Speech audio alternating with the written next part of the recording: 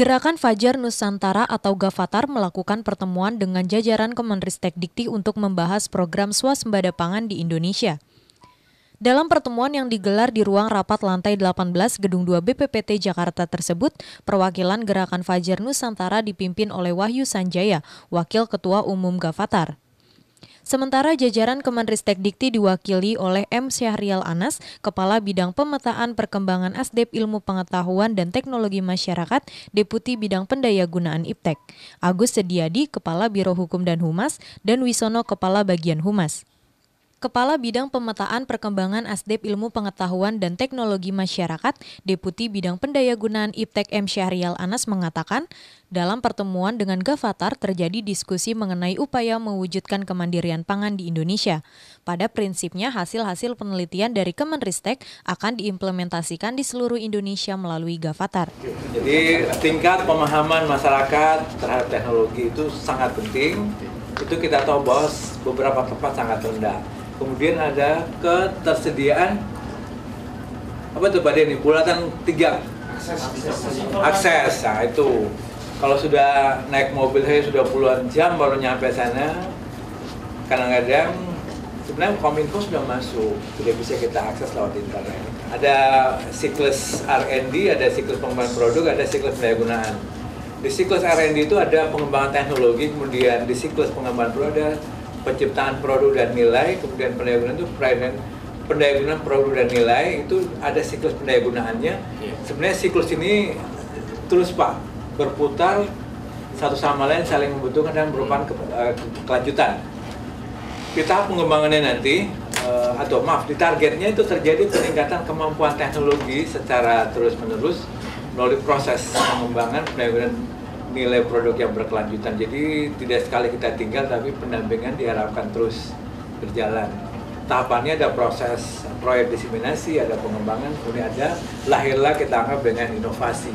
Kita harus fokus pada satu teknologi tertentu, ya. Jadi tidak biar kalau toh selesai satu baru kita pindah satu lagi.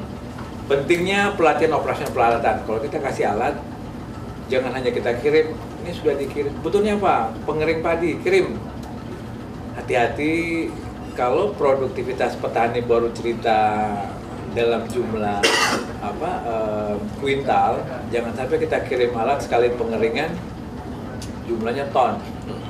Kemudian tanpa kita cek di sana untuk pengeringan kita butuh alat yang kita kirim butuh energi 3-5 ribu watt. Sementara petani diirit-irit nyalain lampu cuma 5 watt. Sekarang ada LED cuma 1,5 watt diirit. Tiba-tiba ada alat butuh energi 5.000 watt. Gak kepake Pak, mangkrak ya. Kemudian peran elit lokal masyarakat, kita harapkan di masyarakat itu ada local leader.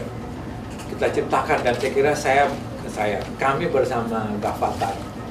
Saya bilang bersama Gavatar dengan ilmu dari Alfatar Pak ya. Saya anggap aja bapak-bapak dari Gavatar ini sebagai calon-calon aktor inovator, calon-calon inovator atau calon-calon aktor inovasi, ya. Kalau tidak inovator pasti pimpinan tidak akan merekrut bapak-bapak, karena bapak punya kemampuan itu. Orientasi pengembangan dan pengembangan teknologi, jadi yang sudah ada kita kembangkan, kemudian kita manfaatkan, kemudian yang ketiga meningkatkan pembelajaran masyarakat. Yaitu dengan pengembangan kapasitas absorpsi dan kapabilitas inovasi. Ya.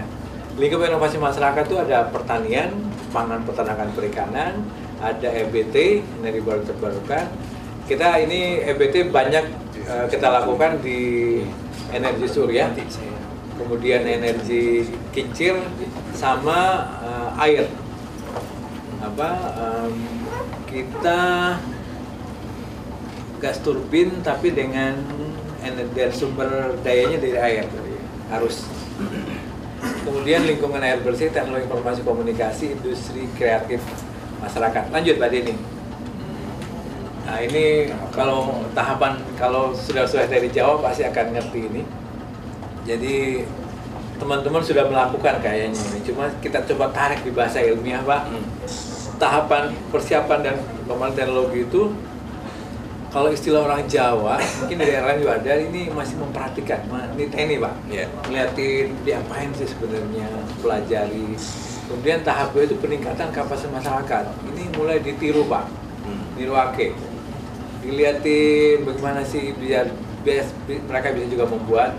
Kemudian sampai pada tahapan pengembangan komersialisasi sama peningkatan keberlanjutan itu sudah nambah ake Pak. Ya mulai disinilah kita harap pada saat nambah ake ini lahirlah inovasi. Ya inovasi teman-teman atau bapak-bapak sekalian, bapak dan ibu, jangan terlalu berpikir rumit. Satu alat saja yang bapak beli di toko sudah ada nilai ekonomisnya, kemudian bapak kutak-atik, kemudian orang bilang, oh ini lebih bagus, kemudian lebih laku. Itu satu inovasi sebenarnya. Jadi perubahan dari apa yang sudah ada, tapi mempunyai nilai ekonomi yang lebih, itu adalah inovasi. Jadi tidak usah besar-besar, sehingga proses nambah ake tadi kita harapkan itu lahir dari bapak-bapak. Wakil Ketua Umum Gavatar Wahyu Sanjaya menjelaskan, Gavatar terbentuk mulai tahun 2011 dan bergerak di bidang sosial budaya. Wahyu juga mengatakan bahwa pangan merupakan persoalan hidup dan matinya bangsa. Program Ketahanan dan Kemandirian Pangan atau KKP adalah salah satu program utama dari Gerakan Fajar Nusantara atau Gavatar. Dalam program Ketahanan dan Kemandirian Pangan ini terdapat istilah 3G, yakni 3 gerakan untuk mendukung program Ketahanan dan Kemandirian Pangan Gavatar.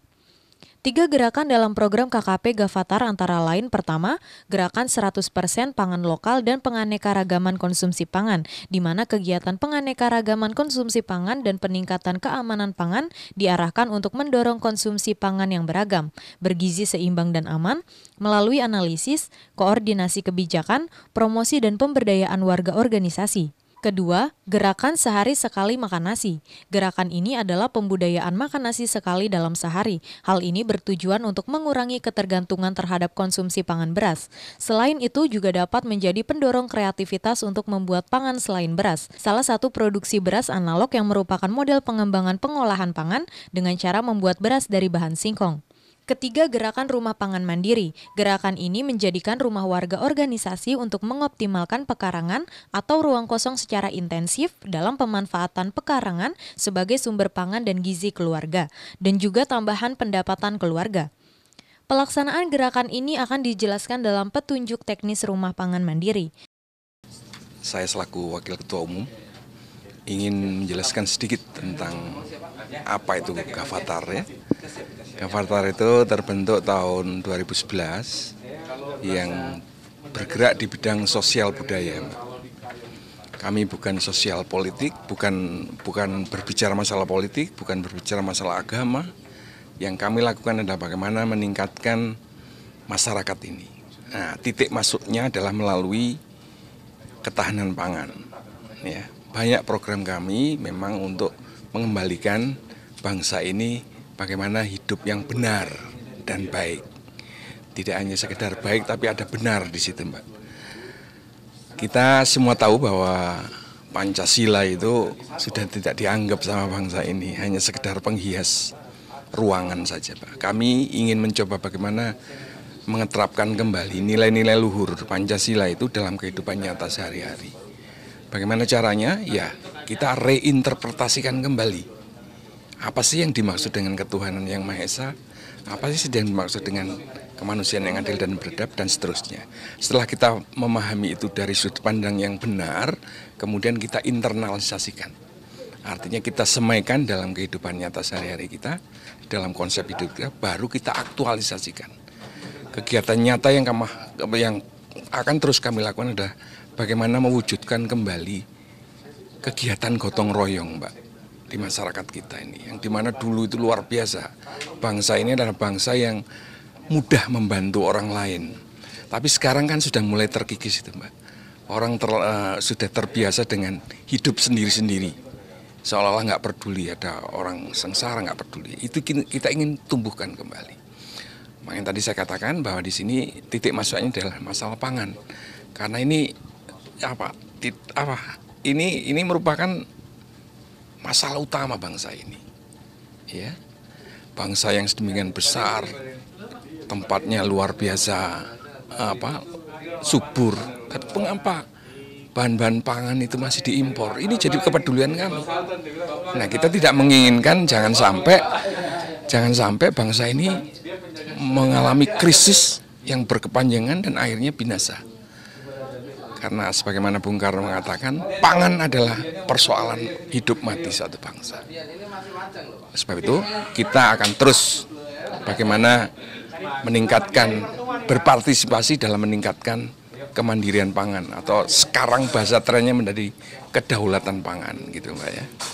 Dengan adanya forum pertemuan antara Riset dengan Gavatar, di mana salah satu program utama yang kita coba diskusikan tadi terkait dengan kemandirian pangan, karena itu salah satu